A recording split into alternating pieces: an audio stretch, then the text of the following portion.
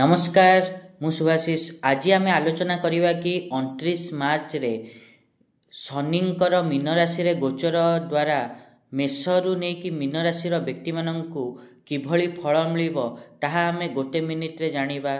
जदि आमे मेष राशि कथा कहिबा ताहले मेष राशि व्यक्ति मानक पई शनिंक प्रभाव भल रहिबो नाही, सेति पई तांकु उपाय करियाकु पड़िबो। नेक्स्ट जदि आमे वृष राशि कथा कहिबा ताहले शनिंक प्रभाव ठीक रहिबो। मिथुन राशि कथा जदि कहिबा ताहले शनिंक प्रभाव टिके असुविधा आनी पारे। तापरे कर्कट राशि कथा जदि कहिबा ताहले कर्कट राशि पई ठीक रहिबो शनिंक प्रभाव।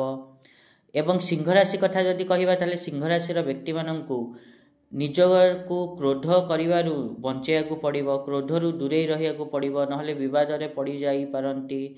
तापरे नेक्स्ट जदि आमे सिंह परे कन्या राशि कथा कहिबा ताले कन्या राशि रे जो व्यक्ति माने अछंती से माने निज लोभ उपरे कंट्रोल करिवे, नहले विवाद रे पड़ी जाई पारंती।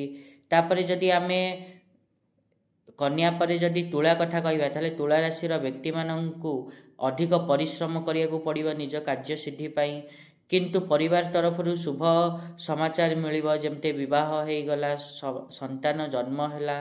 तापरे जदि आमे बिछा राशि कथा कहिबा ताले बिछा राशि व्यक्ति मानक पई शनिंक प्रभाव एते भल रहिबो नाही, टिके असुविधा आनी पारे, सेतिपई उपाय करिवे। तापरे जदि आमे नेक्स्ट बिछा परे धनु कथा कहिबा ताहले धनु राशिंक पई ठीक रहिबो।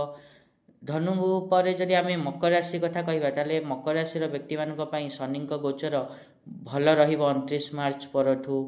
तापरे जदि मकर परे आमे कुंभ राशि कथा कहिबा ताले कुंभ राशि व्यक्ति मानक पई टिके स्वास्थ्य रे समस्या आनी पारे, ता प्रति ध्यान देबे।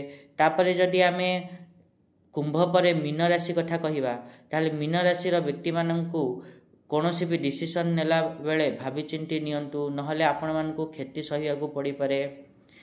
ए थिला 29 मार्च परे शनिंक गोचर ए मेषरु नहीं मीन राशि व्यक्ति मानक पई किपर रहिबो। आज पई एतिकी रहुची।